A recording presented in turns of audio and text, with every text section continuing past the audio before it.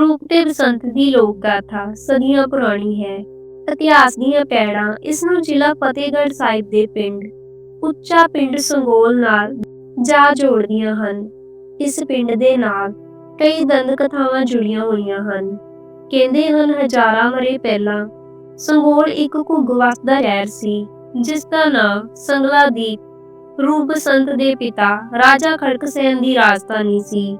ਰਾਜਾ ਖੜਕਸੈਨ ਇੱਕ ਨੇਕ ਦਿਲ, ਧਰਮੀ ਅਤੇ ਅਦਲੀ ਰਾਜੇ ਦੇ ਨਾਂ ਨਾਲ ਪ੍ਰਸਿੱਧ ਸੀ। ਉਸਦੇ ਰਾਜ ਵਿੱਚ ਪ੍ਰਜਾ ਬਹੁਤ ਸੁਖੀ ਸੀ। ਸਾਰੇ ਉਸਨੂੰ ਬੜਾ ਆਦਰ ਮਾਣ ਦਿੰਦੇ ਸਨ। ਕਿਸੇ ਗੱਲ ਦੀ ਉਸਨੂੰ ਤੋਕ ਨਹੀਂ ਸੀ। ਔਲਾਦ ਵੱਲੋਂ ਵੀ ਉਹ ਸੰਤੁਸ਼ਟ ਸੀ। ਉਸਦੇ 2 ਪੁੱਤਰ ਸਨ, ਰੂਪ ਤੇ ਬਸੰਤ, ਜਿਨ੍ਹਾਂ ਨੂੰ ਵੇਖਿਆ ਭੁੱਖ ਲੈਂਦੀ ਸੀ। ਅੱਖਾਂ ਰੱਜ-ਰੱਜ ਜਾਂਦੀਆਂ ਸਨ। ਰੂਪ ਵੱਡਾ ਸੀ, 15 ਵਰ੍ਹਿਆਂ ਦਾ, ਤੇ ਬਸੰਤ ਰੂਪ ਨਾਲੋਂ 2 ਸਾਲ ਛੋਟਾ ਸੀ। ਖੜਕਸੈਨ ਆਪਣੀ ਪਿਆਰੀ ਰਾਣੀ ਰੂਪਵੰਤੀ ਵੱਲੋਂ ਫਿਕਰਮੰਦ ਸੀ। ਰੂਪਵੰਤੀ ਕੁਝ ਸਮੇਂ ਤੋਂ ਬਿਮਾਰ ਸੀ। ਰਾਜ ਦੇ ਹਕੀਮਾਂ ਨੇ ਉਸਦਾ ਬਹੁਤ ਇਲਾਜ ਕੀਤਾ, ਪਰ ਉਹ ਅਜਿਹੀ ਮੰਜੇ ਤੇ ਪਈ ਕਿ ਉੱਠ ਨਾ ਸਕੀ। ਕੁਝ ਦਿਨ ਪਾ ਕੇ ਰਾਣੀ ਸਵਰਗ ਸਿਧਾਰ ਗਈ। ਰਾਣੀ ਦੀ ਮੌਤ ਕਾਰਨ ਸਾਰੇ ਰਾਜ ਵਿੱਚ ਸੋਗ ਦੀ ਲਹਿਰ ਦੌੜ ਗਈ। ਰੂਪ ਬਸੰਤ ਆਪਣੀ ਮਾਂ ਦੇ ਵਿਜੋਗ ਵਿੱਚ ਬਹੁਤ ਰੋਈ। ਉਹਨਾਂ ਦਾ ਰੋਣ ਝੱਲਿਆ ਨਹੀਂ ਜਾਂਦਾ ਸੀ। ਖੜਕਸੈਨ ਆਪ ਹਾਲੋ ਬੇਹਾਲ ਹੋਇਆ ਪਿਆ ਸੀ। ਉਸਨੂੰ ਸੁੱਝ ਨਹੀਂ ਰਿਹਾ ਸੀ ਕਿ ਕਿਵੇਂ ਆਪਣੇ ਆਪ ਤੇ ਕਾਬੂ ਪਾਵੇ। ਅਹਿਲਕਾਰਾਂ ਤੇ ਦਰਬਾਰੀਆਂ ਨੇ ਉਹਨਾਂ ਦੇ ਗਮ ਨੂੰ ਭੁਲਾਉਣ ਲਈ ਕਈ ਢਾਰਸਾਂ ਬਣਾਈਆਂ। ਸਮਾਂ ਆਪਣੀ ਤੋਰੇ ਤੁਰਦਾ ਰਿਹਾ। ਰੂਪ ਬਸੰਤ ਜਵਾਨੀ ਦੀਆਂ ਬਰੂਹਾਂ ਤੇ ਪੁੱਜ ਚੁੱਕੇ ਸਨ। ਉਹਨਾਂ ਦੇ ਆਪਣੇ ਸ਼ੌਂਕ ਸਨ। ਰੂਪ ਨੂੰ ਸ਼ਿਕਾਰ ਖੇਡਣ ਦਾ ਸ਼ੌਂਕ ਸੀ। ਅਲੜ ਜਵਾਨੀ ਆਪਣੇ ਸ਼ੌਂਕਾਂ 'ਚ ਮਸਤ ਸੀ। ਖੜਗਸੈਨ ਨੂੰ ਰਾਜ ਦਰਬਾਰ ਦੇ ਕੰਮਾਂ ਕਾਜਾਂ ਤੋਂ ਵੇਲ ਨਹੀਂ ਸੀ ਮਿਲਦੀ। ਇਹਨਾਂ ਰੁਝੇਵਿਆਂ ਕਰਕੇ ਰਾਣੀ ਦੇ ਵਿਜੋਗ ਨੂੰ ਉਹ ਭੁੱਲਣ ਲੱਗੇ। ਖੜਗਸੈਨ ਨੂੰ ਆਪਣੀ ਰਾਣੀ ਰੂਪਵਤੀ ਨਾਲ ਬਹੁਤ ਮੁਹੱਬਤ ਸੀ। ਉਸਦੇ ਵਿਛੋੜੇ ਦਾ ਉਹਦੇ ਮਨ ਉੱਤੇ ਅਤੇ ਸਰੀਰ ਉੱਤੇ ਬਹੁਤ ਮਾੜਾ ਪ੍ਰਭਾਵ ਪੈ ਰਿਹਾ ਸੀ। ਖੜਗਸੈਨ ਰਾਜ ਦਰਬਾਰ ਵਿੱਚੋਂ ਜਦੋਂ ਆਪਣੇ ਮਹਿਲ ਨੂੰ ਆਉਂਦਾ ਤਾਂ ਉਹਨੂੰ ਡੋਬੂ ਪੈਣ ਲੱਗ ਜਾਂਦੀ। ਰਾਣੀ ਬਿਨਾਂ ਸੁਣਨਾ ਮਹਿਲ ਵੱਢ-ਵੱਢ ਖਾਣ ਨੂੰ ਆਉਂਦਾ। 2-2.5 ਵਰ੍ਹੇ ਇਸੇ ਅਵਸਥਾ ਵਿੱਚ ਲੰਘ ਗਏ। ਆਖਿਰ ਉਹਦੇ ਵਜ਼ੀਰਾਂ ਨੇ ਉਸਨੂੰ ਦੂਜੀ ਸ਼ਾਦੀ ਕਰਵਾਉਣ ਲਈ ਮਨਾ ਲਿਆ। ਰਾਜਿਆਂ ਨੂੰ ਭਲਾ ਸ਼ਾਦੀਆਂ ਦਾ ਕੀ ਘਾਟਾ। ਸੰਗਲਦੀਪ ਦੇ ਰਾਜਪੂਤ ਸਰਦਾਰ ਇੰਦਰ ਸੈਨ ਨੇ ਆਪਣੀ 16-17 ਵਰ੍ਹੇ ਦੀ ਪਰੀਆਂ ਵਰਗੀ ਮਲੂਕ ਧੀ ਅਧਖੜ ਉਮਰ ਦੇ ਰਾਜਾ ਖੜਗਸੈਨ ਨਾਲ ਵਿਆਹ ਦਿੱਤੀ। ਮਹਿਲਾਂ ਵਿੱਚ ਰੌਣਕਾਂ ਮੁੜ ਆਈਆਂ। ਚੰਦਰਵਤੀ ਦੀ ਮਹਿਕਾਂ ਭਰੀ ਜਵਾਨੀ ਨੇ ਅਧਖੜ ਉਮਰ ਦੇ ਖੜਗਸੈਨ ਨੂੰ ਕੀਲ ਲਿਆ। ਮੰਗਵੀ ਜਵਾਨੀ ਨੂੰ ਉਹ ਭਲਾ ਕਿੰਨਾ ਕੁ ਸਮਾਂ ਹੰਢਾਉਂਦਾ। ਚੰਦਰਵਤੀ ਦੀ ਜਵਾਨੀ ਉਹਦੇ ਮਖਮਲੀ ਤੇ ਰੇਸ਼ਮੀ ਕੱਪੜਿਆਂ ਵਿੱਚ ਮਿਆਉਂਦੀ ਨਹੀਂ ਸੀ, ਤੇ ਨਾ ਹੀ ਉਹਦਾ ਅਧਖੜ ਉਮਰ ਦਾ ਪਤੀ ਉਸਦੀਆਂ ਅੰਦਰੂਨੀ ਭਾਵੁਕ ਤੇ ਕਾਮੁਕ ਭਾਵਨਾਵਾਂ ਨੂੰ ਸੰਤੁਸ਼ਟ ਪ੍ਰਦਾਨ ਕਰਨ ਦੇ ਸਮਰੱਥ ਸੀ। ਹੀਰੇ ਜਵਾਹਰਾਤ ਤੇ ਹੀਰੇ ਸ਼ਿੰਗਾਰ ਉਸਦੀ ਭਾਵੁਕ ਤ੍ਰਿਸ਼ਨਾ ਨੂੰ ਤ੍ਰਿਪਤ ਨਹੀਂ ਕਰ ਰਹੇ। ਜਦੋਂ ਕਦੀ ਉਹ ਆਪਣੀ ਸੌਂਕਣ ਦੇ ਪੁੱਤਰਾ ਰੂਪ ਤੇ ਬਸੰਤ ਵੱਲ ਵੇਖਦੀ, ਇੱਕ ਅਗੰਮੀ ਖੁਸ਼ੀ ਉਹਦੇ ਅੰਦਰ ਚਰਨਾਟਾ ਛੇੜ ਦਿੰਦੀ। ਰੂਪ ਤੇ ਬਸੰਤ ਲੋੜੇ ਤੇ ਹੁਸੀਨ ਸਨ ਤੇ ਅਜੇ ਜਵਾਨੀ ਦੀਆਂ ਬਰੂਹਾਂ ਤੇ ਕਦਮ ਰੱਖ ਰਹੇ ਸਨ। ਉਹਦਾ ਦਿਲ ਕਰਦਾ ਕਿ ਉਹ ਉਹਨਾਂ ਨਾਲ ਹੱਸੇ ਖੇਡੇ, ਅਠਖੇਲੀਆਂ ਕਰੇ। ਉਹਦੇ ਅੰਦਰ ਇੱਕ ਖੁਆਇਸ਼ ਬੜੀ ਤੀਬਰਤਾ ਨਾਲ ਮਚਲ ਰਹੀ ਸੀ, ਜਿਹੜੀ ਉਸਨੂੰ ਸਦੀਵੀ ਖੁਸ਼ੀ ਤੇ ਸੰਤੁਸ਼ਟਤਾ ਪ੍ਰਦਾਨ ਕਰ ਰਹੀ ਸੀ। ਇੱਕ ਦਿਨ ਕੀ ਹੋਇਆ, ਖੜਗਸੈਨ ਆਪਣੇ ਰਾਜ ਦਰਬਾਰ ਵਿੱਚ ਗਿਆ ਹੋਇਆ ਸੀ ਤੇ ਚੰਦਰਵਤੀ ਕੱਲਮ ਕੱਲੀ ਆਪਣੇ ਮਹਿਲ ਦੀ ਖਿੜਕੀ ਵਿੱਚ ਬੈਠੀ ਹੋਈ ਬਾਹਰ ਦਾ ਨਜ਼ਾਰਾ ਮਾਣ ਰਹੀ ਸੀ। ਬਸੰਤ ਆਪਣੇ ਕਬੂਤਰਾਂ ਨਾਲ ਖੇਡ ਰਿਹਾ ਸੀ। ਇੱਕ ਚੀਨਾ ਕਬੂਤਰ ਉੱਡ ਕੇ ਚੰਦਰਵਤੀ ਦੀ ਬਾਰੀ ਵਿੱਚ ਆਣ ਵੜਿਆ, ਜਿਸ ਨੂੰ ਉਸਨੇ ਮਲਕੜੇ ਜੇ ਫੜ ਕੇ ਇੱਕ ਟੋਕਰੀ ਹੇਠ ਲੁਕਾ ਦਿੱਤਾ। ਬਸੰਤ ਮਹਿਲ ਵਿੱਚ ਆਇਆ। ਉਸਨੂੰ ਵੇਖ ਕੇ ਚੰਦਰਵਤੀ ਗੁਲਾਬ ਦੇ ਫੁੱਲ ਵਾਂਗ ਖਿੜ ਗਈ। ਉਹ ਉਸਨੂੰ ਕਬੂਤਰ ਦੇਣ ਦੇ ਪੱਜ ਨਾਲ ਆਪਣੇ ਵਿਸ਼ਰਾਮ ਭਵਨ ਵਿੱਚ ਲੈ ਗਈ ਤੇ ਆਪਣੇ ਕੋਲ ਪਲੰਗ ਤੇ ਬਿਠਾ ਲਿਆ। ਉਹਦੇ ਹੱਥਾਂ ਨੂੰ ਪੋਲੇ-ਪੋਲੇ ਪਲੋਸਦਿਆਂ ਸ਼ਾਇਦ ਜੇ ਮਿੱਠੇ ਬੋਲ ਬੋਲਦਿਆਂ ਬੋਲੀ, ਵੇ ਬਸੰਤ, ਤੈਨੂੰ ਕਬੂਤਰਾਂ ਨਾਲ ਖੇਡਣ ਦਾ ਸ਼ੌਂਕ ਹੈ। ਤੂੰ ਕਿੰਨਾ ਖੂਬਸੂਰਤ ਤੇ ਸੋਹਣਿਆ। ਮੈਂ ਤੇਰੇ ਤੇ ਵਾਰੀ ਜਾਨੀ ਆ। ਜਦ ਮੈਂ ਤੈਨੂੰ ਦੇਖਦੀ ਹਾਂ, ਮੇਰੀ ਜਾਨ ਹੀ ਕੱਢ ਲੈਂਦਾ ਏ। ਆਪਾਂ ਦੋਨੋਂ ਹਾਣ ਪ੍ਰਵਾਨ ਦੇ ਹਾਂ। ਮੈਨੂੰ ਆਪਣੀ ਕਬੂਤਰੀ ਬਣਾ ਲੈ। ਸਾਰੀ ਜ਼ਿੰਦਗੀ ਤੇਰੀ ਬਣ ਕੇ ਰਹਾਂਗੀ। ਬਸੰਤ ਦੇ ਚਿੱਤ ਚੇਤੇ ਵੀ ਨਹੀਂ ਸੀ ਕਿ ਰਾਣੀ ਉਹਦੇ ਨਾਲ ਇਸ ਤਰ੍ਹਾਂ ਵਰਤਾਓ ਕਰੇਗੀ। ਮਾਤਾ ਜੀ ਇਹ ਕਿਵੇਂ ਹੋ ਸਕਦਾ ਹੈ? ਮੈਂ ਤੁਹਾਡਾ ਪੁੱਤਰ ਹਾਂ। ਧਰਤੀ ਅਸਮਾਨ ਨਹੀਂ ਫਟ ਜਾਣਗੇ, ਪੁੱਤਰ ਮਾਂ ਦਾ ਰੂਪ ਹੰਢਾਵੇ। ਚੰਦਰਵਤੀ ਕਹਿਣ ਲੱਗੀ ਕਿ ਮੈਂ ਨਾ ਤਾਂ ਤੈਨੂੰ ਜਨਮ ਦਿੱਤਾ ਹੈ ਤੇ ਨਾ ਮੈਂ ਤੈਨੂੰ ਗੋਦ ਖੰਡਾਇਆ। ਮੈਂ ਤੇਰੀ ਮਾਂ ਨਹੀਂ, ਤੇਰੀ ਹਾਨਣ ਹਾਂ। ਮੇਰੀ ਜਵਾਨੀ ਵੱਲ ਵੇਖ ਤੇ ਮੈਨੂੰ ਆਪਣੀ ਬਣਾ ਲੈ। ਮਾਂ, ਮੈਨੂੰ ਅਜਿਹੀਆਂ ਗੱਲਾਂ ਨਾਲ ਨਾ ਕੁਚਲਾ। ਸਮਾਜਿਕ ਰਿਸ਼ਤੇ ਤੇ ਨੈਤਿਕ ਕਦਰਾਂ ਕੀਮਤਾਂ ਦਾ ਘਾਣ ਸਾਡੇ ਸਮਾਜ ਨੂੰ ਕਿੱਧਰ ਲੈ ਤੁਰੇਗਾ। ਇਸ ਸਮਾਜ ਨੇ ਮੈਨੂੰ ਅਧਖੜ ਬੁੱਢੜੇ ਦੇ ਲੜ ਲਾ ਕੇ ਮੇਰੀ ਜਵਾਨੀ ਰੋਲ ਦਿੱਤੀ ਹੈ। ਮੋਤੀ ਹੀਰੇ ਮੇਰੇ ਲਈ ਕਾਣੀ ਕੌਡੀ ਦੇ ਸਮਾਨ ਨੇ। ਤੂੰ ਮੇਰੀ ਬਾਂਹ ਫੜ ਪਾਰ ਲੰਘਾ ਦੇ। ਹੋਸ਼ ਤੋਂ ਕੰਮ ਲੈ ਮਾਤਾ ਮੇਰੀਏ, ਇਹ ਰਿਸ਼ਤਾ ਮੈਂ ਨਿਭਾ ਨਹੀਂ ਸਕਦਾ। ਅਜੇ ਵੀ ਸੋਚ ਲੈ।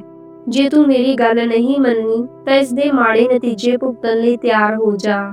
ਮਾਤਾ, ਮੈਂ ਹਰ ਨਤੀਜਾ ਭੁਗਤਣ ਲਈ ਤਿਆਰ ਹਾਂ। ਆਪਣੇ ਬਾਪ ਦੀ ਦਾੜੀ ਦੀ ਲਾਜ ਰੱਖਾਂਗਾ। ਇਹਨਾਂ ਆਖ ਬਸੰਤ ਇੱਕਦਮ ਮਹਿਲ ਤੋਂ ਬਾਹਰ ਹੋ ਗਿਆ। ਚੰਦਰਵਤੀ ਪਲੰਗ ਤੇ ਪਈ ਬਿਨਾਂ ਪਾਣੀਓਂ ਮੱਛੀ ਵਾਂਗ ਤੜਪਣ ਲੱਗੀ। ਬਸੰਤ ਨੇ ਰੂਪ ਨੂੰ ਜਾ ਕੇ ਸਾਰੀ ਗੱਲ ਦੱਸੀ। ਦੋਨੋਂ ਚਿੰਤਾ ਦੇ ਸਾਗਰ ਵਿੱਚ ਡੁੱਬ ਗਏ। ਆਥਣ ਦਾ ਵੇਲਾ ਹੋਇਆ, ਹਨੇਰਾ ਗੂੜਾ ਹੋਇਆ। ਖੜਗਸੈਨ ਆਪਣੇ ਮਹਿਲਾਂ ਨੂੰ ਪਰਤਿਆ। ਸਾਰੇ ਸ਼ਮਾਦਾਨ ਗੁੱਲ ਦੀਵਾ ਨਾ ਬੱਤੀ। ਉਹ ਅੰਦਰ ਵੜਿਆ। ਚੰਦਰਵਤੀ ਸਿਰ ਮੂੰਹ ਲਪੇਟੀ ਖਣ ਪੱਟੀ ਲਈ ਪਲੰਗ ਦੇ ਉੱਤੇ ਪਈ ਹੈ। ਕਮਰੇ ਦੀਆਂ ਵਸਤਾਂ ਇੱਧਰ ਉੱਧਰ ਖਿੰਡੀਆਂ ਪਈਆਂ। ਰਾਜਾ ਭਮੱਤਰ ਗਿਆ। ਉਹਨੇ ਉਸਦੇ ਮੂੰਹ ਤੋਂ ਪੱਲਾ ਖਿੱਚ ਕੇ ਪਰਾਂ ਕੀਤਾ। ਰਾਣੀ ਦੇ ਚਿਹਰੇ ਤੇ ਘਰੂਟਾਂ ਦੇ ਨਿਸ਼ਾਨ ਸਨ। ਸਿਰ ਦੇ ਵਾਲ ਖਿੰਡੇ ਪੁੰਡੇ ਜਿਵੇਂ ਕਿਸੇ ਨਾਲ ਹੱਥੋਂ ਪਾਈ ਕੀਤੀ ਹੋਵੇ। ਰਾਣੀ ਨੇ ਉੱਠਦੇ ਸਾਰ ਹੀ ਹਟਕੋੜਿਆਂ ਤੇ ਹੰਝੂਆਂ ਦੀ ਝੜੀ ਲਾ ਦਿੱਤੀ। ਰਾਜਨ, ਕੀ ਦੱਸਾਂ ਕੀ ਨਾ ਦੱਸਾਂ। ਤੁਹਾਡੇ ਲਾਡਲੇ ਪੁੱਤਰ ਬਸੰਤ ਨੇ ਅੱਜ ਮਹਿਲੀ ਆਇਆ ਸੀ। ਕੱਲੀ ਵੇਖ ਕੇ ਉਸਨੇ ਮੇਰੇ ਨਾਲ ਹੱਥੋਂ ਪਾਈ ਕੀਤੀ ਹੈ। ਮੈਂ ਬੁਰਸ਼ੇ ਕੋਲੋਂ ਆਪਣੀ ਪਤ ਨੂੰ ਮਸਾਂ ਬਚਾਇਆ। ਚੰਦਰਵਤੀ ਨੇ ਤ੍ਰਿਆ ਚਰਿੱਤਰ ਦਾ ਅਜਿਹਾ ਬਾਣ ਚਲਾਇਆ ਕਿ ਖੜਗਸੈਨ ਸੋਚੀ ਪੈ ਗਿਆ। ਉਸਨੇ ਕਿਹਾ ਕਿ ਇਹ ਕਿਵੇਂ ਹੋ ਸਕਦਾ ਹੈ? ਬਸੰਤ ਅਜਿਹਾ ਨਹੀਂ ਕਰ ਸਕਦਾ। ਸੱਚੋ ਸੱਚ ਦੱਸ। ਰਾਜਨ, ਬਸੰਤ ਤੁਹਾਡਾ ਪੁੱਤਰ ਹੈ ਨਾ? ਇਸ ਲਈ ਤੁਸੀਂ ਮੇਰੀ ਗੱਲ ਤੇ ਇਤਬਾਰ ਨਹੀਂ ਕਰਦੀ। ਇੰਨਾ ਆਖ ਚੰਦਰਵਤੀ ਜ਼ੋਰੋ ਜ਼ੋਰ ਰੋਣ ਲੱਗ ਪਈ। ਰਾਜਾ ਉਹਦੇ ਭਾਵਾਂ ਦੇ ਵਾਰ ਨੂੰ ਸਹਿ ਨਾ ਸਕਿਆ। ਉਹ ਅੰਦਰ ਤੱਕ ਤੜਪ ਗਿਆ। ਉਹਨੇ ਰਾਣੀ ਨੂੰ ਆਪਣੀ ਬੁੱਕਲ ਵਿੱਚ ਲੈਂਦਿਆਂ ਕਿਹਾ ਕਿ ਮੇਰੀ ਬੇਗਮ, ਮੈਨੂੰ ਤੇਰੇ ਤੇ ਭਰੋਸਾ ਹੈ। ਜਿਹੜਾ ਕੁਕਰਮ ਬਸੰਤ ਨੇ ਤੇਰੇ ਨਾਲ ਕੀਤਾ ਉਹ ਮਾਫ ਕਰਨ ਵਾਲਾ ਨਹੀਂ। ਉਸਨੂੰ ਅਜਿਹੀ ਸਜ਼ਾ ਦਿਆਂਗਾ ਕਿ ਲੋਕ ਰਹਿੰਦੀ ਦੁਨੀਆ ਤੱਕ ਯਾਦ ਰੱਖਣਗੇ। ਰਾਜੇ ਦੇ ਇਹ ਬਚਨ ਸੁਣ ਕੇ ਰਾਣੀ ਧੁਰੰਦਰ ਤੋਂ ਖੁਸ਼ ਹੋ ਗਈ। ਉਹ ਉਸਨੂੰ ਰਜਾਉਣ ਲਈ ਆਪਣਾ ਹਾਰ ਸ਼ਿੰਗਾਰ ਕਰਨ ਲੱਗੀ। ਅਗਲੀ ਸਵੇਰ ਖੜਗਸੈਨ ਨੇ ਬਸੰਤ ਨੂੰ ਭਰੇ ਦਰਬਾਰ ਵਿੱਚ ਤਲਬ ਲਿਆ ਤੇ ਉਸਦਾ ਪੱਖ ਸੁਣੇ ਬਗੈਰ ਹੀ ਉਸਨੂੰ ਦੇਸ਼ ਨਿਕਾਲੇ ਦਾ ਹੁਕਮ ਦੇ ਦਿੱਤਾ। ਸਾਰੇ ਦਰਬਾਰ ਵਿੱਚ ਸਨਾਟਾ ਛਾ ਗਿਆ। ਕਿਸੇ ਦੀ ਜੁਰਤ ਨਹੀਂ ਸੀ ਰਾਜੇ ਦੇ ਹੁਕਮ ਨੂੰ ਮੋੜਨ ਦੀ। ਸਾਰੇ ਦਰਬਾਰੀ ਜਾਣਦੇ ਸਨ ਕਿ ਬਸੰਤ ਬੇਕਸੂਰ ਹੈ। ਰੂਪ ਨੇ ਵੀ ਆਪਣੇ ਪਿਤਾ ਅੱਗੇ ਬੇਨਤੀ ਕੀਤੀ, ਪਰ ਬਸੰਤ ਤਾਂ ਉਹਦੀਆਂ ਨਜ਼ਰਾਂ ਵਿੱਚ ਕਸੂਰਵਾਰ ਸੀ। ਉਹ ਬਸੰਤ ਨੂੰ ਦੇਸ਼ ਨਿਕਾਲੇ ਦੀ ਸਜ਼ਾ ਦੇ ਕੇ ਆਪਣੇ ਅਗਲੀ ਰਾਜਾ ਹੋਣ ਦਾ ਧਰਮ ਨਿਭਾ ਰਿਹਾ ਸੀ। ਬਸੰਤ ਨੂੰ ਇਹ ਆਸ ਨਹੀਂ ਸੀ ਕਿ ਉਸਦਾ ਪਿਤਾ ਉਸਦਾ ਪੱਖ ਜਾਣੇ ਬਿਨਾਂ ਹੀ ਅਜਿਹੀ ਸਜ਼ਾ ਸੁਣਾ ਦੇਵੇਗਾ। ਉਹ ਆਪਣੇ ਦਿਲ ਤੇ ਪੱਥਰ ਰੱਖ ਕੇ ਬੈਠ ਗਿਆ। ਉਹਨੂੰ ਵਿਛੜੀ ਮਾਂ ਦੀ ਯਾਦ ਆਈ ਤੇ ਉਹਦਾ ਗੱਜ ਭਰ ਆਇਆ। ਉਹ ਭਰੇ ਗਹਿਣਾ ਨਾਲ ਆਪਣੇ ਸ਼ਹਿਰ ਨੂੰ ਨਮਸਕਾਰ ਕਰਕੇ ਘੋੜੀ ਤੇ ਸਵਾਰ ਹੋ ਕੇ ਤੁਰ ਪਿਆ। ਅਜੇ ਉਹ ਕੁਝ ਕਦਮ ਤੇ ਹੀ ਗਿਆ ਸੀ ਕਿ ਰੂਪ ਵੀ ਘੋੜੇ ਸਮੇਤ ਉਹਦੇ ਨਾਲ ਜਾ ਰਲਿਆ ਤੇ ਬੋਲਿਆ ਕਿ ਵੀਰੇ, ਮੈਂ ਤੇਰੇ ਬਗੈਰ ਕੱਲਾ ਕਿਵੇਂ ਰਹਿ ਸਕਦਾ ਹਾਂ? ਤੇਰੇ ਨਾਲ ਹੀ ਚੱਲਾਂਗਾ। ਨਾ ਰੂਪ ਵੀਰੇ, ਤੂੰ ਕਿਉਂ ਕਸ਼ਟ ਝੱਲਣੇ ਨੇ? ਜੇ ਮੇਰੇ ਕਰਮਾਂ 'ਚ ਲਿਖਿਆ ਤਾਂ ਇਹ ਮੈਂ ਹੀ ਭੋਗਣੇ ਹਨ। ਜਾ ਪਿਛਾਂਹ ਮੁੜ ਜਾ ਭਰਾ। ਰੂਪ ਜਿੱਦ ਕਰਕੇ ਬਸੰਤ ਦੇ ਨਾਲ ਹੀ ਜੰਗਲ ਬਿਆਬਾਨਾਂ ਨੂੰ ਤੁਰ ਪਿਆ। ਉਹਨਾਂ ਨੇ ਆਪਣੇ ਦੇਸ਼ ਦੀ ਹੱਦ ਪਾਰ ਕਰ ਲਈ ਤੇ ਗੁਆਂਢੀ ਰਾਜ ਦੇ ਜੰਗਲ ਬੇਲਿਆਂ ਵਿੱਚ ਜਾ ਵੜੇ, ਜੋ ਕੰਦਮੂਲ ਮਿਲਦਾ ਖਾ ਕੇ ਗੁਜ਼ਾਰਾ ਕਰ ਲੈਂਦੇ। ਰਾਤ ਨੂੰ ਕਿਸੇ ਦਰਖਤ ਦੇ ਥੱਲੇ ਟਿਕ ਜਾਂਦੇ। ਜੰਗਲੀ ਜੀਵ ਜੰਤੂਆਂ ਤੋਂ ਬਚਣ ਲਈ ਅੱਧੀ ਰਾਤ ਤੱਕ ਇੱਕ ਜਣਾ ਜਾਗਦਾ, ਦੂਜਾ ਸੌਂਦਾ। ਇਸੇ ਤਰ੍ਹਾਂ ਵਾਰੋ ਵਾਰੀ ਜਾਗਦੇ ਸੌਂਦੇ। 1 ਸਾਲ ਤੋਂ ਵੀ ਵੱਧ ਸਮਾਂ ਉਹ ਇਸੇ ਭਟਕਣਾ ਵਿੱਚ ਭਟਕਦੇ ਰਹੇ। ਉਹਨਾਂ ਕਈ ਨਦੀਆਂ, ਦਰਿਆ, ਘਾਟੀਆਂ ਤੇ ਪਹਾੜ ਪਾਰ ਕੀਤੇ। ਇੱਕ ਦਿਨ ਭਾਣਾ ਕੀ ਵਾਪਰਿਆ। ਰਾਤ ਸਮੇਂ ਰੂਪ ਸੁੱਤਾ ਪਿਆ ਸੀ, ਬਸੰਤ ਜਾਗਦਾ ਸੀ। ਜਦੋਂ ਰੂਪ ਦੀ ਜਾਗ ਖੁੱਲੀ ਤਾਂ ਉਹ ਵੇਖ ਕੇ ਹੈਰਾਨ ਰਹਿ ਗਿਆ ਕਿ ਬਸੰਤ ਤਾਂ ਮਰਿਆ ਪਿਆ ਹੈ। ਉਹਨੇ ਉਸਨੂੰ ਹਿਲਾਇਆ ਵੀ, ਪਰ ਬਸੰਤ ਨੇ ਟਸ ਤੋਂ ਮਸ ਨਾ ਕੀਤੀ। ਰੂਪ ਸੋਚੀ ਪੈ ਗਿਆ ਕਿ ਉਹ ਹੁਣ ਕੀ ਕਰੇਗਾ। ਜੰਗਲ ਬਿਆਬਾਨ ਪਰਾਇਆ ਦੇਸ਼, ਕੋਈ ਮਦਦਗਾਰ ਨਹੀਂ। ਉਹ ਕਫਨ ਦਾ ਪ੍ਰਬੰਧ ਕਰਨ ਲਈ ਬਸੰਤ ਦੀ ਲਾਸ਼ ਨੂੰ ਦਰਖਤ ਥੱਲੇ ਹੀ ਛੱਡ ਕੇ ਨੇੜੇ ਦੇ ਸ਼ਹਿਰ ਨੂੰ ਤੁਰ ਪਿਆ। ਤੁਰਦਿਆਂ ਤੁਰਦਿਆਂ ਰੂਪ ਮਿਸਰ ਦੀ ਰਾਜਧਾਨੀ ਪਹੁੰਚ ਗਿਆ। ਸ਼ਹਿਰ ਦੇ ਆਲੇ ਦੁਆਲੇ ਬਹੁਤ ਵੱਡੀ ਕੰਧ ਸੀ। ਅੰਦਰ ਜਾਣ ਲਈ ਕੇਵਲ ਇੱਕ ਹੀ ਦਰਵਾਜ਼ਾ ਸੀ। ਉਹ ਦਰਵਾਜ਼ੇ ਰਾਹੀਂ ਅੰਦਰ ਵੜਨ ਲੱਗਾ ਹੀ ਸੀ ਕਿ ਚੌਕੀਦਾਰ ਨੇ ਉਸ ਨੂੰ ਰੋਕ ਲਿਆ। ਇੰਨੇ ਨੂੰ ਉੱਥੇ ਹੋਰ ਬਹੁਤ ਹੀ ਸ਼ਾਹੀ ਦਰਬਾਰੀ ਆ ਗਏ। ਉਹਨਾਂ ਰੂਪ ਨੂੰ ਕਿਹਾ ਕਿ ਹੇ ਪਰਦੇਸੀ ਨੌਜਵਾਨ, ਕੱਲ ਸਾਡੇ ਦੇਸ਼ ਦਾ ਰਾਜਾ ਸਵਰਗਵਾਸ ਹੋ ਗਿਆ। ਪਰੰਪਰਾ ਅਨੁਸਾਰ ਸਾਡੇ ਅਧਿਕਾਰੀਆਂ ਤੇ ਦਰਬਾਰੀਆਂ ਨੇ ਫੈਸਲਾ ਕੀਤਾ ਕਿ ਜਿਹੜਾ ਯਾਤਰੀ ਅੱਜ ਸਵੇਰੇ ਸਾਡੇ ਸ਼ਹਿਰ ਵਿੱਚ ਵੜੇਗਾ, ਉਸ ਨੂੰ ਰਾਜ ਸਿੰਘਾਸਣ ਤੇ ਬਿਠਾ ਦਿੱਤਾ ਜਾਵੇਗਾ। ਤੁਸੀਂ ਸ਼ਹਿਰ ਵਿੱਚ ਪ੍ਰਵੇਸ਼ ਕਰਨ ਵਾਲੇ ਪਹਿਲੇ ਪੁਰਸ਼ ਹੋ, ਇਸ ਕਰਕੇ ਹੁਣ ਤੁਸੀਂ ਸਾਡੇ ਰਾਜਾ ਹੋ। ਇੰਨਾ ਆਖ ਉਹਨਾਂ ਨੇ ਰੂਪ ਨੂੰ ਸ਼ਾਹੀ ਬਸਤਰ ਪਹਿਨ ਕੇ ਵਿਧੀਵਤ ਰਸਮਾਂ ਨਾਲ ਰਾਜ ਸਿੰਘਾਸਣ ਤੇ ਬਿਰਾਜਮਾਨ ਕਰ ਦਿੱਤਾ। ਰੂਪ ਹੁਣ ਮਿਸਰ ਦਾ ਰਾਜਾ ਬਣ ਗਿਆ ਸੀ। ਉਸ ਨੂੰ ਦਰਬਾਰੀਆਂ ਨੇ ਇੰਨਾ ਵਿਅਸਤ ਕਰ ਦਿੱਤਾ ਕਿ ਉਹ ਕੁਝ ਹੀ ਪਲਾਂ ਵਿੱਚ ਬਸੰਤ ਨੂੰ ਭੁੱਲ ਗਿਆ। ਉਹ ਕੁਝ ਦਿਨਾਂ ਬਾਅਦ ਉਸ ਥਾਂ ਤੇ ਵੀ ਗਿਆ ਜਿੱਥੇ ਬਸੰਤ ਦੀ ਲਾਸ਼ ਪਈ ਸੀ। ਉਸ ਦਰਖਤ ਥੱਲੇ ਲਾਸ਼ ਨਾ ਵੇਖ ਕੇ ਉਹਨੇ ਇਹ ਅਨੁਮਾਨ ਲਾ ਲਿਆ ਕਿ ਬਸੰਤ ਦੀ ਲਾਸ਼ ਨੂੰ ਜੰਗਲੀ ਜਾਨਵਰ ਖਾ ਗਏ ਹੋਣਗੇ। ਉਹ ਬਸੰਤ ਦੇ ਗਮ ਨੂੰ ਆਪਣੇ ਦਿਲ ਵਿੱਚ ਸਮੋ ਕੇ ਪਰਤ ਆਇਆ ਅਤੇ ਆਪਣੇ ਰਾਜ ਦੇ ਕੰਮਕਾਜ ਚਲਾਉਣ ਲੱਗਾ। ਇੱਧਰ ਬਸੰਤ ਦੀ ਹੋਣੀ ਵੇਖੋ, ਜਦੋਂ ਰੂਪੋ ਦੇ ਕਫਨ ਦੀ ਭਾਲ ਵਿੱਚ ਉਹਨੂੰ ਛੱਡ ਕੇ ਚਲਾ ਗਿਆ ਸੀ, ਉਸਦੇ ਜਾਣ ਤੋਂ ਬਾਅਦ ਮੰਗਲ ਨਾਥ ਨਾਂ ਦਾ ਜੋਗੀ ਕਿਧਰੋਂ ਤੁਰਦਾ ਫਿਰਦਾ ਉਸ ਦਰਖਤ ਕੋਲ ਗਿਆ ਜਿੱਥੇ ਬਸੰਤ ਦੀ ਲੋਥ ਪਈ ਸੀ। ਜੋਗੀ ਨੇ ਉਸਨੂੰ ਲਾਜ ਲੋ ਕੇ ਵੇਖਿਆ ਤੇ ਉਸਦੀ ਨਬਜ਼ ਵੇਖੀ। ਨਬਜ਼ ਚੱਲ ਰਹੀ ਸੀ। ਅਸਲ ਵਿੱਚ ਉਹ ਮਰਿਆ ਨਹੀਂ ਸੀ, ਸਿਰਫ ਬੇਹੋਸ਼ ਹੋਇਆ ਸੀ। ਉਹਨੂੰ ਕਿਸੇ ਜ਼ਹਿਰੀਲੇ ਸੱਪ ਨੇ ਡਸ ਕੇ ਬੇਸੁੱਧ ਕਰ ਦਿੱਤਾ ਸੀ। ਜੋਗੀ ਨੇ ਜੰਗਲੀ ਬੂਟੀਆਂ ਦੀ ਵਰਤੋਂ ਕਰਕੇ ਉਸ ਨੂੰ ਹੋਸ਼ ਵਿੱਚ ਲਿਆਂਦਾ। ਬਸੰਤ ਨੇ ਜੋਗੀ ਨੂੰ ਆਪਣੀ ਸਾਰੀ ਵਿਥਿਆ ਸੁਣਾਈ। ਜੋਗੀ ਉਸ ਨੂੰ ਆਪਣੀ ਕੁਟੀਆ ਵਿੱਚ ਲੈ ਆਇਆ, ਆਪਣੇ ਕੋਲ ਹੀ ਰੱਖ ਲਿਆ। ਬਸੰਤ ਨੇ ਵੀ ਆਪਣੇ ਜੀਵਨ ਦਾਤੇ ਨੂੰ ਆਪਣਾ ਆਪ ਸਮਰਪਿਤ ਕਰ ਦਿੱਤਾ ਤੇ ਉਹਦੀ ਸੇਵਾ ਵਿੱਚ ਲੀਨ ਹੋ ਗਿਆ। ਉਸ ਨੂੰ ਰੂਪ ਦੀ ਯਾਦ ਆਉਂਦੀ, ਸੋਚਦਾ ਪਤਾ ਨਹੀਂ ਉਸ ਨਾਲ ਕੀ ਬਣਿਆ ਹੋਵੇਗਾ। ਹੋਰੇ ਜਿਉਂਦਾ ਵੀ ਹੈ ਕਿ ਜੰਗਲੀ ਜਾਨਵਰਾਂ ਨੇ ਆਪਣਾ ਖਵਾਜਾ ਬਣਾ ਲਿਆ ਹੈ। ਜੋਗੀ ਕੋਲ ਰਹਿੰਦਿਆਂ ਬਸੰਤ ਨੂੰ 7 ਵਰ੍ਹੇ ਲੰਘ ਗਏ। ਬਸੰਤ ਨੂੰ ਸ਼ਿਕਾਰ ਖੇਡਣ ਦਾ ਸ਼ੌਂਕ ਸੀ ਬਚਪਨ ਤੋਂ ਹੀ। ਜੋਗੀ ਨੇ ਉਸਦੇ ਸ਼ੌਂਕ ਨੂੰ ਮੱਠਾ ਨਾ ਪੈਣ ਦਿੱਤਾ।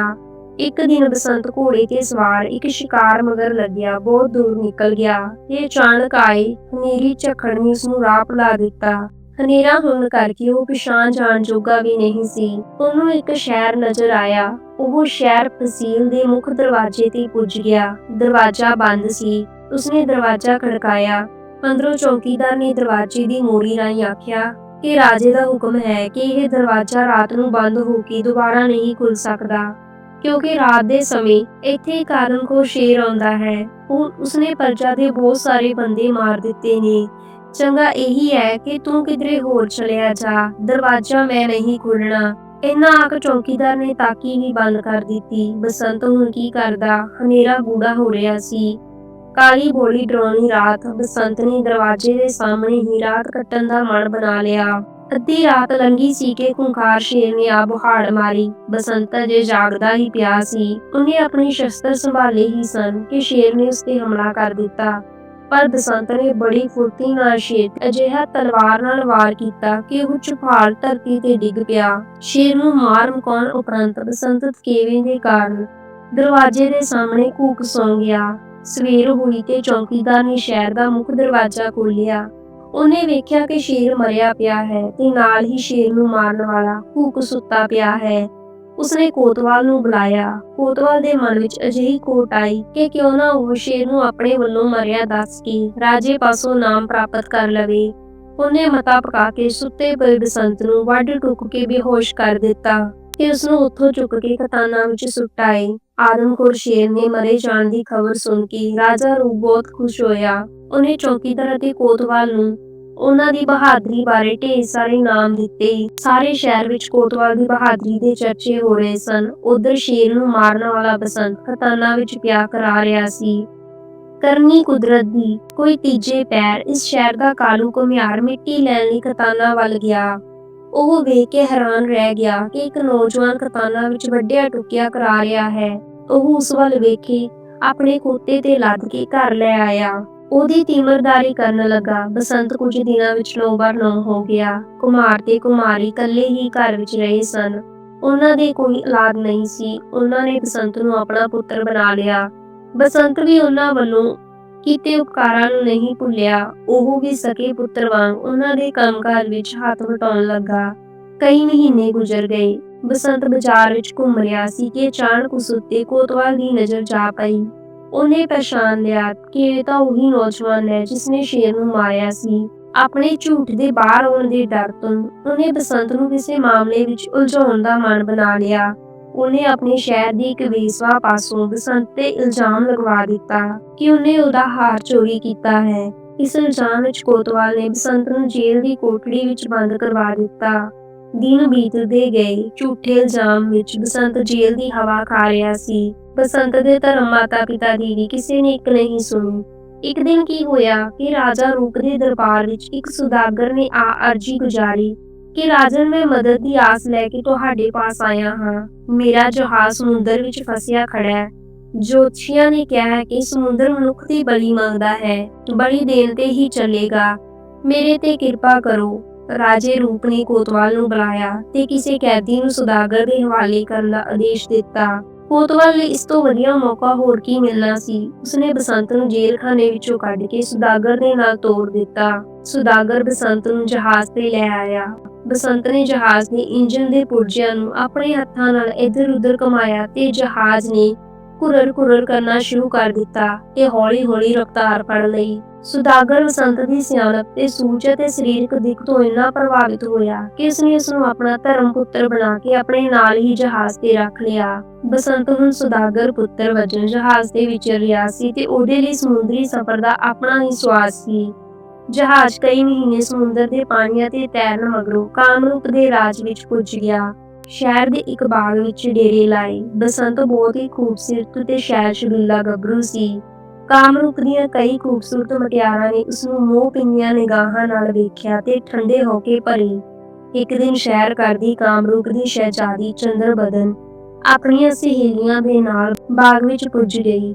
ਉਹਨੇ ਬਾਂਕੇ ਬਸੰਤ ਵੱਲ ਵੇਖਿਆ ਤੇ ਵੇਂਦਿਆਂ ਸਾਰੀ ਆਪਣਾ ਦਿਲ ਉਸਨੂੰ ਦੇ ਬੈਠੀ। ਆਪਣੇ ਮਾਂ-ਬਾਪ ਨੂੰ ਆਖਿਆ, ਮੈਂ ਤਾਂ ਵਿਆਹ ਹੀ ਸੁਦਾਗਰ ਦੇ ਮੁੰਡੇ ਨਾਲ ਕਰਵਾਉਣਾ ਹੈ, ਨਹੀਂ ਤਾਂ ਮੈਂ ਸਾਰੀ ਉਮਰ ਕੁਆਰੀ ਰਹਾਂਗੀ। ਉਹਦੇ ਮਾਂ-ਬਾਪ ਆਪਣੀ ਧੀ ਦੀ ਜਿੱਦ ਅੱਗੇ ਠਹਿਰ ਨਾ ਸਕੇ। ਉਹਨਾਂ ਨੇ ਸੁਦਾਗਰ ਨੂੰ ਬੁਲਾ ਕੇ ਚੰਦਰਬਦਨ ਦੀ ਸ਼ਾਦੀ ਬਸੰਤ ਨਾਲ ਕਰ ਦਿੱਤੀ।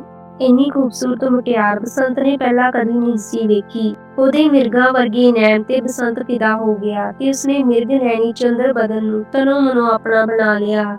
ਕੁਝ ਦਿਨ ਦੋਨੋਂ ਕਾਮਰੂਪ ਦੇ ਮਹਿਲਾਂ ਦਾ ਆਨੰਦ ਮਾਣ ਕੇ ਜਹਾਜ਼ ਤੇ ਆ ਗਏ। ਚੰਦਰਬਦਨ ਆਪਣੇ ਮਾਂ-ਬਾਪ ਤੋਂ ਵਿਦਾਈ ਲੈ ਕੇ ਸਮੁੰਦਰੀ ਸਫ਼ਰ ਤੇ ਰਵਾਨਾ ਹੋ ਗਈ। ਚੰਦਰਬਦਨ ਤੇ ਬਸੰਤ ਅਟਕੇਲੀਆਂ ਕਰਦੇ ਪਾਣੀ ਤੇ ਮੌਜ ਮਸਤੀ ਮਾਣਦੇ। ਇੱਕ ਦਿਨ ਸੁਦਾਗਰ ਨੇ ਵੇਖਿਆ ਕਿ ਚੰਦਰਬਦਨ ਕਲਮ-ਕੱਲੀ ਮਸਤੂਲ ਕੋਲ ਖੜੋਤੀ ਹੋਈ ਚੜ੍ਹਦੇ ਸੂਰਜ ਨੂੰ ਨਿਹਾਰ ਰਹੀ ਸੀ। ਚੜ੍ਹਦੇ ਸੂਰਜ ਦੀ ਲਾਲੀ 'ਚ ਭਿੱਜੀ ਚੰਦਰਬਦਨ ਉਸਨੂੰ ਕਾਇਲ ਕਰ ਰਹੀ ਸੀ। ਉਹ ਸੋਚਣ ਲੱਗਿਆ ਕਿ ਚੰਦਰ ਜੇ ਮੇਰੀ ਬਣ ਜਾਵੇ ਤਾਂ ਸਾਰੀ ਦੁਨੀਆ ਦੀ ਦੌਲਤ ਇਹਦੇ ਤੇ ਨਿਸ਼ਾਵਰ ਕਰ ਦਿਆਂ। ਸੁਦਾਗਰ ਨੇ ਹਰ ਹੀਲੇ ਚੰਦਰਬਦਨ ਨੂੰ ਆਪਣੀ ਬਣਾਉਣ ਦਾ ਮਨੋ-ਮਨੀ ਫੈਸਲਾ ਕਰ ਲਿਆ। ਜਦੋਂ ਮਨੁੱਖ ਦੇ ਅੰਦਰ ਬਦੀ ਉੱਠਦੀ ਹੈ, ਉਹ ਚੰਗੇ ਮਾੜੇ ਦੀ ਪਹਿਚਾਣ ਭੁੱਲ ਜਾਂਦਾ ਹੈ। ਇੱਕ ਦਿਨ ਕੀ ਹੋਇਆ, ਸੁਦਾਗਰ ਤੇ ਬਸੰਤ ਜਹਾਜ਼ ਦੇ ਤਖ਼ਤੇ ਤੇ ਖੜੋਤੇ ਹੋਏ ਸਨ ਕਿ ਸਮੁੰਦਰ ਵਿੱਚੋਂ ਪਾਣੀ ਦੀ ਛੱਲ ਆਈ ਤੇ ਸੁਦਾਗਰ ਨੇ ਇੱਕਦਮ ਬਸੰਤ ਨੂੰ ਲੱਕੋਂ ਚੁੱਕ ਕੇ ਫੁਰਤੀ ਨਾਲ ਸਮੁੰਦਰ ਵਿੱਚ ਵਗਾ ਮਾਰਿਆ ਤੇ ਰੌਲਾ ਪਾ ਦਿੱਤਾ ਕਿ ਬਸੰਤ ਸਮੁੰਦਰ ਵਿੱਚ ਡਿੱਗ ਕੇ ਡੁੱਬ ਗਿਆ। ਚੰਦਰਬਦਨ ਦਾ ਰੋ-ਰੋ ਕੇ ਬੁਰਾ ਹਾਲ ਹੋ ਰਿਹਾ ਸੀ। ਉਹ ਬਸੰਤ ਦਾ ਨਾਂ ਲੈ ਕੇ ਬੋਹੜੀਆਂ ਪਾ ਰਹੀ ਸੀ। ਸੁਦਾਗਰ ਵੀ ਉਸਨੂੰ ਧਰਵਾਸਾ ਦੇਣ ਦੀ ਕੋਈ ਕਸਰ ਨਹੀਂ ਛੱਡ ਰਿਹਾ ਸੀ। ਇੱਧਰ ਬਸੰਤ ਸਮੁੰਦਰ ਵਿੱਚ ਡੂੰਘੇ ਪਾਣੀ ਵਿੱਚ ਜੀਵਨ ਦੀ ਲੜਾਈ ਲੜ ਰਿਹਾ ਸੀ। ਫਿਰ ਅਚਾਨਕ ਇੱਕ ਅਜਿਹੀ ਸੁਨਾਮੀ ਆਈ ਤੇ ਉਸਨੂੰ ਇੱਕ ਬੌਂਦਲੇ ਹੋਏ ਮਗਰਮੱਛ ਦੇ ਉੱਤੇ ਪਾ ਦਿੱਤਾ। ਉਹ ਮਗਰਮੱਛ ਬੌਂਦਲਿਆ ਹੋਇਆ ਸੀ ਤੇ ਉਹ ਰੁੜ ਕੇ ਕਿਨਾਰੇ ਤੇ ਜਾ ਲੱਗਿਆ ਤੇ ਕਿਨਾਰੇ ਤੇ ਇੱਕ ਮੱਛੀਆਂ ਫੜਨ ਵਾਲੇ ਨੇ ਬਸੰਤ ਨੂੰ ਬਾਹਰ ਕੱਢ ਲਿਆ ਤੇ ਤੁਰੰਤ ਹੀ ਔੜ-ਪੌੜ ਕਰਕੇ ਇਸ ਦੀ ਜਾਨ ਬਚਾ ਲਈ। ਆਪਣੇ ਘਰ ਲੈ ਗਿਆ। ਮਿਸਰ ਦਾ ਇੱਕ ਮਾਲੀ ਜੋ ਮਾਂਗੀਰ ਦਾ ਜਾਣੂ ਸੀ, ਅੱਗੇ ਉਸਨੂੰ ਆਪਣੇ ਘਰ ਲੈ ਗਿਆ। ਮਾਲੀ ਮਾਲਣ ਦੇ ਘਰ ਕੋਈ ਔਲਾਦ ਨਹੀਂ ਸੀ। ਉਹ ਉਸਨੂੰ ਪੁੱਤਰ ਵਾਂਗ ਸਮਝਦੇ ਸਨ। ਉਸਨੂੰ ਹਰ ਪੱਖੋਂ ਖੁਸ਼ੀ ਪ੍ਰਦਾਨ ਕਰਨ ਦਾ ਯਤਨ ਕਰ ਰਹੇ ਸਨ।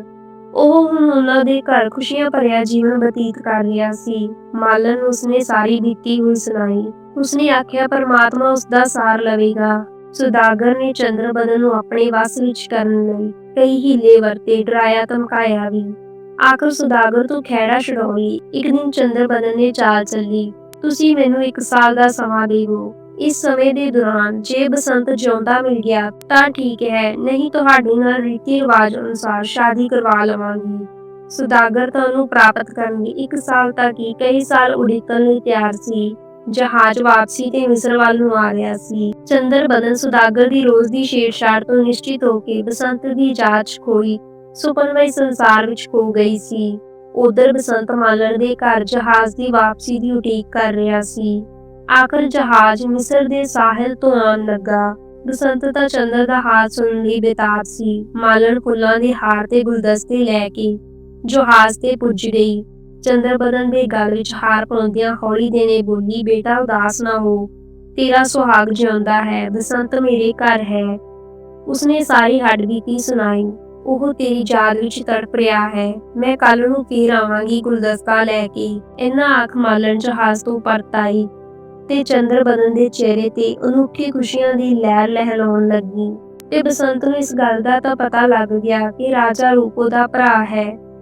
ਉਸ ਤੱਕ ਪਹੁੰਚ ਕਰਨ ਲਈ ਚੰਦਰਬਦਨ ਨੂੰ ਸੁਦਾਗਰਾਂ ਦੇ ਚੁੰਗਲ ਤੋਂ ਬਚਾਉਣ ਲਈ ਉਹਨਾਂ ਇੱਕ ਵਿਉਂਤ ਬਣਾਈ। ਉਹਨੇ ਮਾਲਣ ਹੱਥ ਇੱਕ ਚੰਦਰਬਦਨ ਨੂੰ ਸੁਨੇਹਾ ਭੇਜਿਆ ਕਿ ਤੂੰ ਸੁਦਾਗਰ ਨੂੰ ਆਖ ਕੇ ਮੈਂ ਤੇਰੇ ਨਾਲ ਵਿਆਹ ਕਰਵਾਉਣਾ ਚਾਹੁੰਦੀ ਹਾਂ। ਪਹਿਲਾਂ ਤੈਨੂੰ ਰੂਪ ਤੇ ਬਸੰਤ ਦੀ ਕਹਾਣੀ ਸੁਣਾਉਣ ਦਾ ਪ੍ਰਬੰਧ ਕਰਨਾ ਪਵੇਗਾ। ਉਹਨੇ ਸੁਦਾਗਰ ਨੂੰ ਆਖਿਆ, ਮਾਲਕ, ਮੈਂ ਤੁਹਾਨੂੰ ਹੋਰ ਤੜਪਾਉਣਾ ਨਹੀਂ ਚਾਹੁੰਦੀ। ਵਿਆਹ ਕਰਵਾਉਣ ਲਈ ਹੁਣੇ ਤਿਆਰ ਹਾਂ। ਵਿਆਹ ਤੋਂ ਪਹਿਲਾਂ ਰੀਤੀ ਰਿਵਾਜ ਅਨੁਸਾਰ ਮੈਂ ਰੂਪ ਤੇ ਬਸੰਤ ਦੀ ਕਥਾ ਸੁਣਨਾ ਚਾਹੁੰਦੀ ਹਾਂ, ਤਾਂ ਹੀ ਵਿਆਹ ਸੰਪੂਰਨ ਹੋਵੇਗਾ। ਚੰਦਰ, ਤੇਰੀ ਇਹ ਮੰਗ ਪੂਰੀ ਹੋ ਜਾਵੇਗੀ। ਤੇਰੇ ਲਈ ਮੈਂ ਪਹਾੜ ਵੀ ਖੁੱਲ ਸਕਦਾ ਹਾਂ। ਅੱਜ ਹੀ ਰਾਜਾ ਰੂਪ ਦੇ ਦਰਬਾਰ 'ਚ ਜਾ ਕੇ ਇਸ ਦਾ ਪ੍ਰਬੰਧ ਕਰਦਾ ਹਾਂ। ਸੁਦਾਗਰ ਨੇ ਰਾਜਾ ਰੂਪ ਦੇ ਦਰਬਾਰ ਦੇ ਵਿੱਚ ਜਾ ਕੇ ਅਰਜ਼ ਗੁਜ਼ਾਰੀ।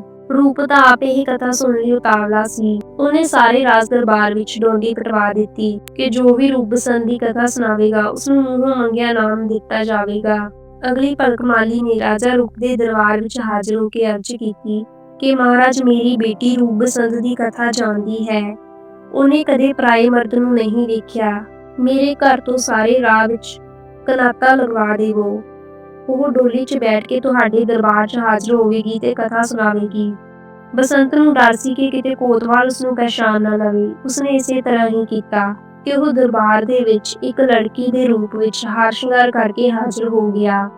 ਜਦੋਂ ਉਹ ਦਰਬਾਰ ਵਿੱਚ ਹਾਜ਼ਰ ਹੋਇਆ ਤੇ ਉਸਨੇ ਰੂਪ ਤੇ ਬਸੰਤ ਦੀ ਸਾਰੀ ਕਹਾਣੀ ਰਾਜੇ ਤੇ ਸਾਰੇ ਉਸਦੇ ਦਰਬਾਰੀਆਂ ਨੂੰ ਸੁਣਾਈ ਤੇ ਦਰਬਾਰ ਵਿੱਚ ਇਸ ਵਿਰਾਗਮਈ ਕਥਾ ਦੇ ਨਾਲ ਸਾਰੇ ਦਰਬਾਰ ਵਿੱਚ ਸਨਾਟਾ ਛਾ ਗਿਆ। ਉਸਨੇ ਆਪਣੇ ਪਿੰਡੇ ਹਡਾਈ ਕਥਾ ਨੂੰ ਆਪਣੇ ਸ਼ਬਦਾਂ ਨਾਲ ਬਿਆਨ ਕੀਤਾ। ਰਾਜਾ ਰੂਪ ਦੀਆਂ ਅੱਖਾਂ ਵਿੱਚੋਂ ਵਿਰਾਗ ਦੇ ਅਥਰੂਆਂ ਦੀ ਧਾਰਾ ਵਹਿ ਤੁਰੀ।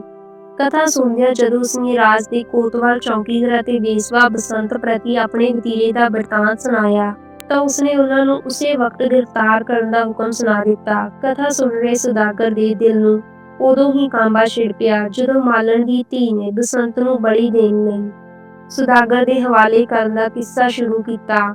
ਜਦੋਂ ਰਾਜਾ ਰੂਪ ਨੇ ਸੁਦਾਗਰ ਵੱਲੋਂ ਚੰਦਰਬਦਨ ਨੂੰ ਆਪਣੀ ਬਣਾਉਣ ਖਾਤਰ ਬਸੰਤ ਨੂੰ ਸਮੁੰਦਰ ਵਿੱਚ ਸੁੱਟਣ ਦਾ ਬਿਰਤਾਂਤ ਸੁਣਾਇਆ ਤਾਂ ਉਹ ਇੱਕਦਮ ਬਗੁੱਲਾ ਜਿਹਾ ਹੋ ਗਿਆ। ਤੁਰੰਤ ਸੁਦਾਗਰ ਨੂੰ ਹੱਥਕੜੀਆਂ ਲਾਉਣ ਦੇ ਆਦੇਸ਼ ਦਿੱਤੇ।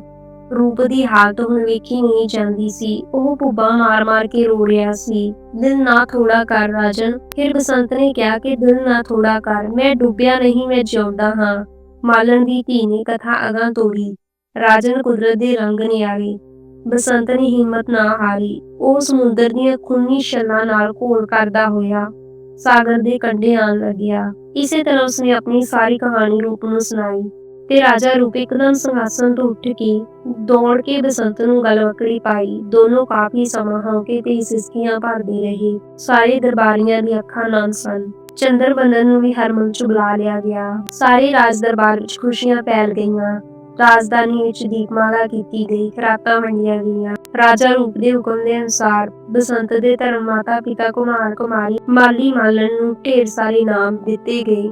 ਇਸ ਤੋਂ ਉਪਰੰਤ ਬਸੰਤ ਨੇ ਜੀਵਨ ਦਾਤੇ ਜੋਗੀ ਮੰਗਲਨਾਥ ਦੀ ਭਾਲ ਕਰਕੇ ਇਸ ਨੂੰ ਵੀ ਰਾਜ ਦਰਬਾਰ ਵਿੱਚ ਸ਼ਾਹੀ ਸਨਮਾਨ ਨਾਲ ਨਿਵਾਜਿਆ ਗਿਆ। ਕੋਤਵਾਲ ਚੌਕੀਦਾਰ ਵੇਸਵਾ ਤੇ ਸੁਦਾਗਰ ਨੂੰ ਸਖਤ ਸਜ਼ਾਵਾਂ ਭੁਗਤਣ ਲਈ ਜੇਲ੍ਹ ਭੇਜ ਦਿੱਤਾ ਗਿਆ। ਕੁਝ ਸਮਾਂ ਮਿਸਰ ਦੀ ਰਾਜਧਾਨੀ 'ਚ ਰਹਿਣ ਮਗਰੋਂ ਰੂਪ ਤੇ ਬਸੰਤ ਆਪਣੇ ਪਿਤਾ ਨੂੰ ਮਿਲਣ ਲਈ ਸੰਗਲਾਦੀਪ ਆਏ। ਖੜਗਸੈਨ ਹੁਣ ਬੁੱਢਾ ਹੋ ਚੁੱਕਿਆ ਸੀ ਅਤੇ ਚੰਦਰਵਤੀ ਕਈ ਵਰ੍ਹੇ ਪਹਿਲਾਂ ਹੀ ਦੁਨੀਆ ਨੂੰ ਅਲਵਿਦਾ ਆਖ ਚੁੱਕੀ ਸੀ। ਦੋਹਾਂ ਪੁੱਤਰਾਂ ਨੂੰ ਮਿਲ ਕੇ ਖੜਗਸੈਨ ਦੇ ਮੁਰਝਾਏ ਚਿਹਰੇ ਤੇ ਖੁਸ਼ੀ ਦੀ ਲਹਿਰ ਦੌੜ ਉੱਠੀ। ਉਸਨੇ ਬਸੰਤ ਨੂੰ ਸੰਗਲਾਦੀਪ ਦਾ ਰਾਜਪਾਲ ਸੰਭਾਲ ਦਿੱਤਾ ਤੇ ਆਪ ਬਣਪ੍ਰਸਤ ਧਾਰਨ ਕਰ ਲਿਆ। ਤੁਹਾਨੂੰ ਮੇਰੀ ਅੱਜ ਦੀ ਕਹਾਣੀ ਕਿਵੇਂ ਲੱਗੀ ਮੈਨੂੰ ਕਮੈਂਟ ਬਾਕਸ ਵਿੱਚ ਜ਼ਰੂਰ ਦੱਸਿਓ ਤੇ ਵੀਡੀਓ ਨੂੰ ਲਾਈਕ ਤੇ ਵੱਧ ਤੋਂ ਵੱਧ ਸ਼ੇਅਰ ਜ਼ਰੂਰ ਕਰਨਾ। ਜੇਕਰ ਤੁਸੀਂ ਮੇਰੇ ਚੈਨਲ ਤੇ ਨਵੇਂ ਹੋ ਤਾਂ ਮੇਰੇ ਚੈਨਲ ਨੂੰ ਸਬਸਕ੍ਰਾਈਬ ਕਰ ਲੈਣਾ। ਵਾਹਿਗੁਰੂ ਜੀ ਕਾ ਖਾਲਸਾ, ਸ਼੍ਰੀ ਵਾਹਿਗੁਰੂ ਜੀ ਕੀ ਫਤਿਹ।